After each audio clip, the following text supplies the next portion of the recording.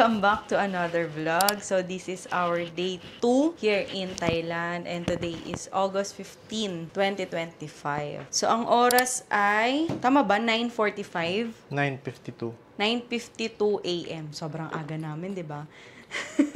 Parehas kami tamad na tamad bumangon. So, alam nyo na yan, pag kaming dalawa talaga, lagi kaming late bumabangon. Parang walang umaalis ng alas 8. Ayan, ready na kami. So, ngayon, pupunta tayo ng Asian City. Yan. So, di ko alam kung, DIY tayo, ha? Yes. Wala magta-taxi. Wala magta-taxi ngayon? Wala. Ayan. So, tara na. Let's go. Ito pala yung OOTD namin. OOTD check. Tapos, ang aking hair. Nagtingin kami kung paano yung papunta sa Asian City. And, ang dami kasing stop. Tapos, nag-compute kami kung magkano yung magiging pamasahe natin papunta doon. Parang, papatak din siya ng 200 to 300 baht. Dalawa na kami. So, ayun. Tapos, nagtingin kami sa board. Ang sa 400. pamasahe is nasa 400. 430. 431. So, nasa 100 lang naman yung dadagdag natin. Kaya, nag-bolt na lang kami. Diba? Sabi ka, kanina kakasabi lang, Walang magta-taxi. sabi sa'yo, nag-single entry na lang tayo ng yung binili nating rabbit card. Dahil magagamit natin yan. Pag punta tayo, kanyari, sa may Science Square, pupunta tayong Pratunam, magagawin. Sige, sabi mo eh. Malayo din kasi dito. Remembrance. Malayo kasi dito yun. Nasa 1 hour din yung biyahe. From here sa hotel. Hanggang doon sa Asian City. Yan, waiting na lang kami sa driver namin. Ayan, may nag-accept na agad. So, mag-arrive na siya in 2 minutes. So, yan na siya. You wanna go by highway or freeway? How much they charge for freeway? Wait a minute. Tanong si Kuya kung mag-ano daw kami, highway or freeway. Freeway, may toll. Same lang naman ng biyahe. Kaya doon na lang tayo sa walang bayad. And ang biyahe natin nasa din 1 hour. 1 hour. Ano siya? 37 kilometers. 37, malayo. Sobrang layo pala. Yes.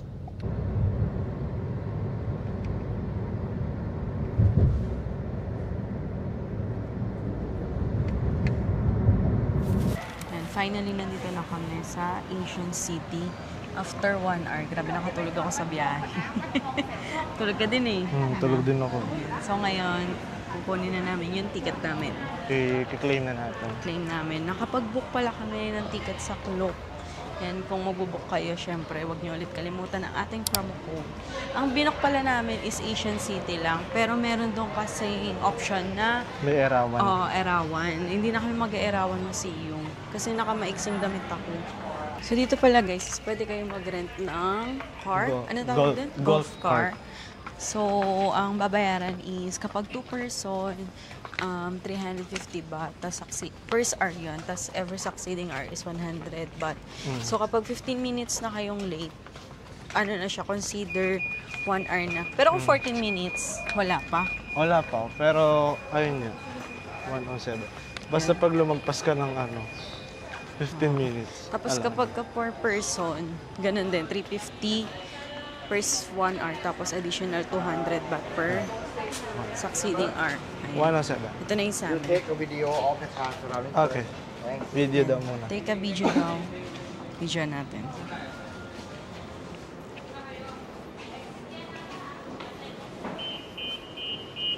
Okay.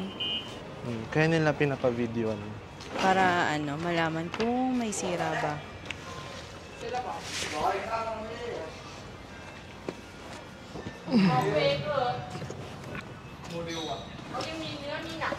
Ikaw ang taga-navigate. You see. Forward and reward, okay? Okay. Okay, stop. Stop. Only Okay. 1 foot.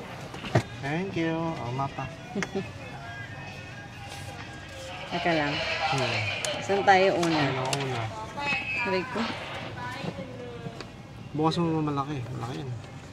So, ayan, may ibibigay naman sa inyong mapa para mga guide kung saan kayo pupunta. Kasi dito sa, sa Asian City, ito yung one of the largest outdoor museum. Sa buong mundo ba siya? Or sa Thailand lang? Pero piling ko sa buong mundo. So, ayan. Tapos, yung kanina nga sabi ko, pag apatan na golf cart, 350 baht ang first 1 hour din. Hindi. Tama, 350 baht din. Dalawahan lang. Dalawahan din yun, tsaka apatan. Tapos may additional na 200 baht per 1 hour kapag sa apatan. Kapag sa dalawahan, 100 baht lang per hour. Tapos kapag naman doon sa animan, 450 ata. Hindi ako nagkakamali, 450 first 1 hour. Tapos 300 baht for ever succeeding hours. So yan, must have na mag-rent kayo ng ganito kasi sobrang lawak nito. And kung lalakarin nyo to, sobrang layo. Pero para pwede magpasok ng ng tawag dito, pwede magpasok ng sasakyan. Kasi parang may mga nakasasakyan no? Tapos may mga nagpipictorial din dito. Pwede kayo mag-rent ng costume. Ay, may bilihan din ng mga pasalubong. Ito. Ayan. May mga bilihan siya ng mga anik-anik. So, saan tayo? Kailangan First, talaga may mapa natin. para makita yung ruta na. Ayan, dito yung map. Meron nakalagay dito yung mga Ito, katulad niya. Mga picture, mga photo spot. Sige, maghahanap muna tayo. Ticket checkpoint. Asa wala pa, hindi ba tayo nakakapasok talaga? So, dito tayo sa first stop namin, sa The Grand Palace. Ayan, ito yan. Sinundan lang namin kung ano yung sa mapa yung merong nakalagay na parang picture na logo. So, doon daw magandang spot for picture taking. So, dito yung first na pinagpicturean namin. Ayan, sa The Grand Palace. Ganda. Ayan, dito kami nagpicture sa may bridge na dyan. Sobrang init lang.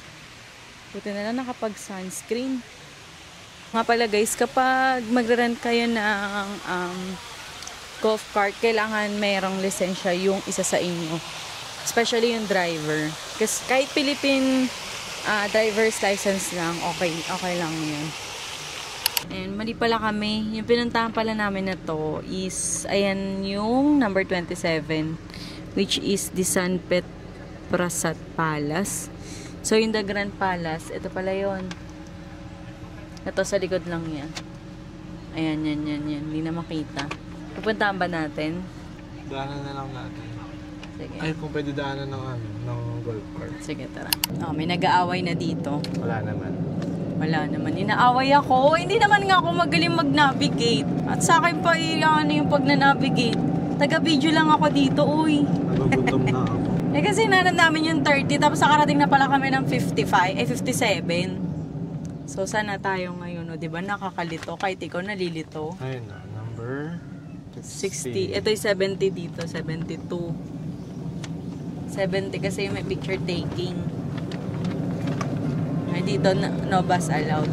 Dito pala napansin ko is meron mga sasakyan. So, kung kunyari nakasasakyan kayo papunta dito, pwede yun, hindi na kayo magre-rent ng golf cart. So, yun na yung gagamitin nyo. Ayan, may mga tindahan dito, oh. May mga nagtitinda.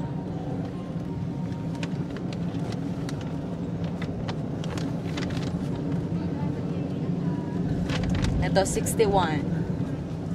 61 na yan. Asan yung 61 dyan? Ayan.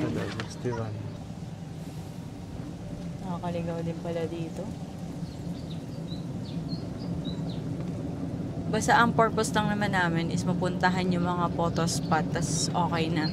Kahit hindi na, kumbaga hindi na mapuntahan lahat. Hindi mo na pipicturean kada building.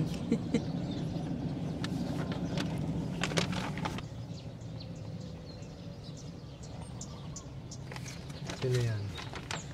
Hindi ko din alam. Number 54. Oh, bakit 54? Di malapit na tayo sa 55. Sa likod lang niya yung 55. Di kaya yun. Ito to. Oh, yan. To. Di ba nakakalito yung mapa? Tapos alam ko kasi may mga number yan kada kada station. Totoo ba yung elepante na yun? O ano lang? Totoo, kasi nanigos. Eh di wow. Ayan, ito. Ano number yan? 55. O, ayan. Photo spot din yan. Mag-picture tayo. So, saan tayo magpa-park Ano yung ngayon? floating market?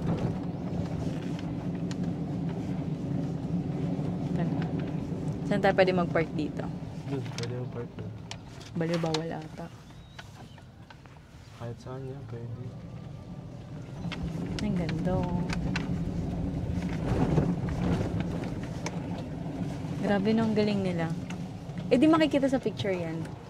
Yan, dito sa loob, bawal magsapatos. Please take off your shoes. Ay, nakalagay. Bawal. Ayun na, Ayun, please nakalagay take off your shoes. Tara. Yan, picture muna kami dito. Yan lang, mainit dyan sa higa. Oh my God, nakakatakot. I feel so weird. Tatakot ako.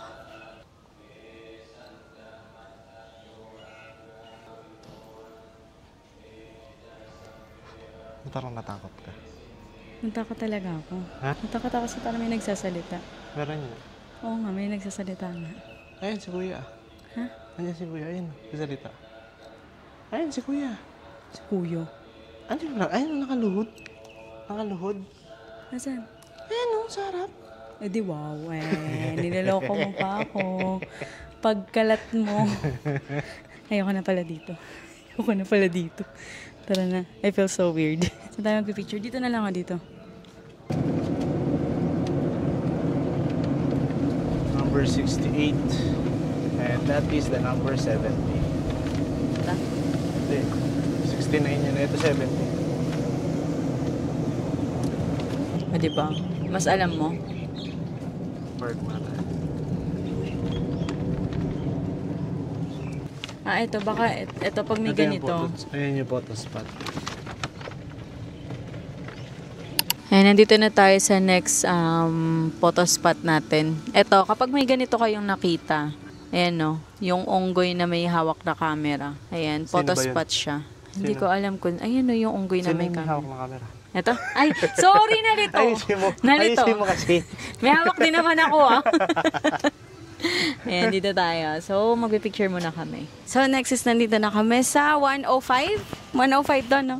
So, hindi na siya bumaba kasi bala ko lang naman is videohan. So, ayan siya. Hindi na ako magpipicture dyan. Ayan, no? And dito may mga kainan na yan, in case na magutom. May mga bilihan naman dyan ng pagkain. And ito rin, may fruity. Parang gusto ko ng fruity. Yan. So, ayan na, nag-decide kami na bumili muna. Kasi, anong oras na ba? 12:40 na, and hindi pa kami nagla-lunch. Doon na lang siguro kami magla-lunch. Kasi kapag nag-lunch kami dito, mapatagal pa kami. And by extent pa yung gamit namin ng golf cart. So, na kami. Drinks lang and sandwich. Parang, anong sandwich? But, ito, pakita ko yung menu. Yan, post nyo na lang for your reference. And then, aray ko, ito, vanilla sandwich. Ano ba to? Ice cream ba to? Parang ice cream nga ata. Tapos meron buko. So, yan, chill muna kami dito. Siguro mga 5 minutes. Inom lang. Nag-share na lang kami dito. Magkano to? 50 baht. And then, bumili kami ng Lay's. Sure, yeah, 30 baht.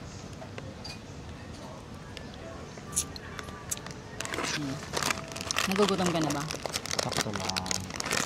Ako din eh. Nakapagbawas kasi pa rin. Mga 5 minutes tayo. Chill muna. Nagbibilang na yung financer. 5,720. 10,000 yung budget. 5,720. Dalawang araw pa lang tayo. Ano nga ni? Puro kasi taxi. Hindi naman. Tsaka mahal yung kinainan natin noong unang araw. Ayun yung golf cart na. Uwi na namin Pilipinas.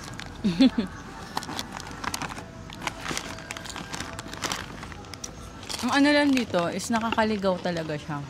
Kahit siya nahihirapan siya, sabi niya kanina, ganito daw pala kahirap yung ginagawa ni Dora. Kasi 'di ba si Dora, gala siya.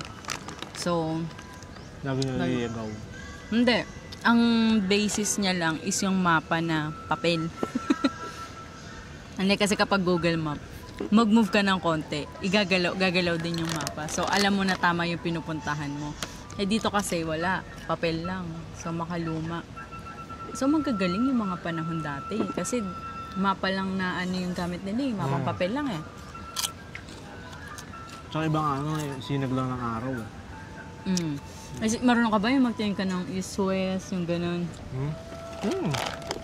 Kompas? Ako kasi hindi. Sa bagay, kahit nga Google Map, da ako Kanina inaaway na niya ako kasi sabi niya, ikaw mag-navigate ha, ganyan. Eh, hindi ko naman alam paano. Google Map Hindi ba na. ganun naman dapat? Yung passenger. Hindi, passenger princess kasi tayo. Okay. Eh kasi nga, Huwag mo na baliwanag. hindi, Google Map nga lang, hindi na ako marunong. Tapos What if pag, pa yung mapa pa talaga? diba, alam mo na yun. Mag-cray-cray ka na lang sa sulok talaga. But feeling ko, paano kaya kung mag-solo travel talaga ako? Ano kaya mangyayari sa akin? Siguro katulad din ako ni Marvin. Nakakatawa nga siya kasi hindi talaga siya, kaya siya naliligaw. Kasi mabilis siya ma-distract. Yan, nakakita siya ng pogi. O, wala na, hindi niya na alam kung saan siya pupunta. Pero yun naman kasi nakakatawa sa mga vlog niya. Habang genuine talaga. Ayan, araw-araw siya nanonood nung vlog ni Marvin. Pili ko nga pala nagkita kami ni Marvin. Uy, kumusta na? Alam mo, magkaibigan mo tagal eh. Kasi kala mo lagi kang kasama sa travel niya. Pero kahapon nga sabi ko sa kanya, parang dumadating na ako sa point ko ngayon na medyo napapagod na ako mag-travel. Sabi ko, what more pa kung kunyari, pala rin tayo na maging katulad tayo nila Marvin Samaco, nila Ivan, nila JM Bangkisyo, ganyan. Ayun yung mga pinapanood namin vlogger. Halos, araw-araw or linggo-linggo may bagong travel, ganyan. Nakakapagod. Nakakapagod siya. Tsaka namimiss ko din kasi yung mga aso ko. Syempre, masaya din naman kasi ikaw yung kasama ko. Pero malungkot kasi may naiiwan ako. Yun yung mga aso ko. Masaya, pero lagi mo inaaway. Ay, grabe ka naman. Di ba? And I mean, tinitignan ko kasi sila lagi sa CCTV. Eh, nakikita ko parang lagi sila nakaabang sa pinto. Nakakaawa. Magkaiyakan pa tayo dito. Parang lagi nila kaming inaabangan. Ayun. Pero yun naman, di naman kami lagi nagta-travels. Kumbaga, ngayong taon parang after 3 months. Dati parang once a year lang, twice a year. Swerte na twice a year. Ngayon, parang every 3 months meron eh. Kasi kasalanan talaga to ni Cebu Pacific. Lagi nagpipiso sale eh. So, kada piso sale niya tuloy, may nabubook kami. Pero ngayon, tinigil ko muna siya kasi yung nabook namin hanggang next year na. Ang sabi ko, maggagalit muna kami ni Cebu Pacific. Kailangan ko muna siya i-block. Baka naman Cebu Pacific, sponsoran mo kami ng Ngayon meron tayo, may local, tayo. May nakapila, local travel. Local, Pilipinas lang. This year, puro local. Next year, may pending tayong 2 international. At yun ay isa? Secret. Secret. Baka ma-jinx. Abangan nyo guys. And finally, nandito na tayo sa pinaka-highlight talaga ng Asian City. Which is the Golden Kinemerut. Anong tawag dito? Yan. Dami nagpipicture dyan for sure. Diba? Ang ganda.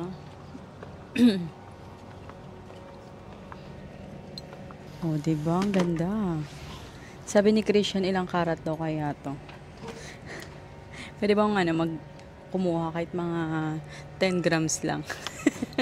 10 grams. Kala mo naman talaga real gold. Ang ganda, di ba? Ang ganda ng pagkakagawa. Oh.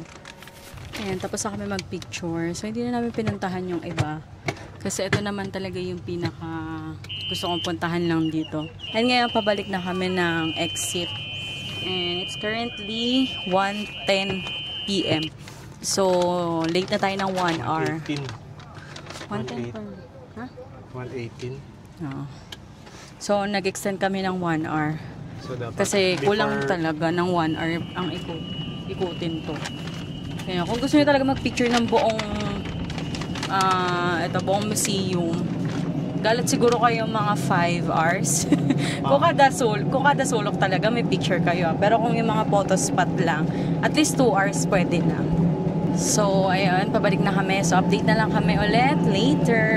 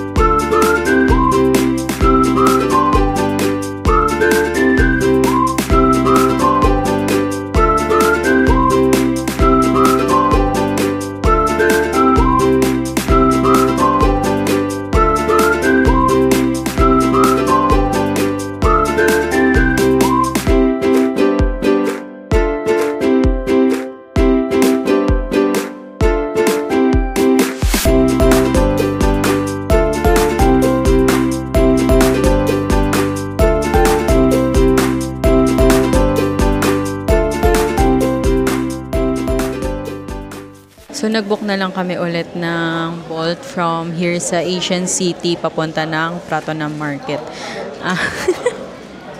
Nawawala na yung pagka-DIY. So, medyo mapapagastos tayo. DIY. Ay, nawawala na pala yung pagka-budgetarian kasi more on Bolt yung inano namin. Kasi sobrang layo din ang lalakarin. Diba? Parang abot din ng 20 minutes walk, ganyan-ganyan. And tas, ang pamasahe lang naman from here sa Asian City hanggang doon sa Pratunam Market is nasa 280. Ito ko na-end yung vlog namin dito sa Ancient City. So, ayun. So, kung i-recommend ko ba siya, sa akin, yes. Kasi, kakaiba siya dahil, yung pagka-museum niya is Outdoor. Outdoor siya. So, wala namang kayong ibang makikitang museum na outdoor, di ba? And yung mga, tawag doon, yung mga nakatayong building niya is magaganda rin naman and hindi nyo makikita sa ibang lugar. Or, hindi, meron din natin parang sinasabi na parang sa makikita daw to sa iba't ibang bansa. Parang pumunta ka na ng maraming bansa. Parang ganun yung feeling. Parang yung sa adventures, yung sa Bulacan. Yung meron may Paris, na Egypt, parang ganun siya. Pero dito more on the temples. And magaganda rin naman silang mga photo spot. Medyo nakakaligaw lang. Pero nung pabalik namin, ang bilis lang namin nakabalik.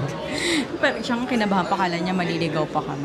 Mag-research lang kayo ng mga photo, kung paano kayo magpo-post din. Ayun. Tapos, kami hindi na kami nagpicture sa madaming mga building doon. Yung pili lang talaga, yung kumbaga kung ano lang yung nagustuhan namin. Ganyan. Kasi sobrang init din. Baka mangitim na kami ng sobra. Pero mukhang hindi naman ako nangitim. Kasi sunscreen ako. So, natuto na. Kasi lagi na lang pag-uuwi, galing travel, lagi na lang nangingitim. Kala mo mga nag-swimming. Nasasayang yung mga skincare mo. Kala mo talaga. So, yun lang guys. Kung ibubook nyo to sa Klook, huwag nyo kalimutan gamitin yung promo code namin na The Hazel's Klook para may additional discount kayo. Lagyan na lang namin yung link kung saan nyo ibubook. Ilalagay namin yung link dyan sa baba, sa description box para malaman, para sa reference nyo kung saan siya makikita sa Klook. So, yun lang guys. Sana nag-enjoy kayo and huwag nyo kalimutan mag-like, share, and subscribe. Thank you for watching. Bye-bye!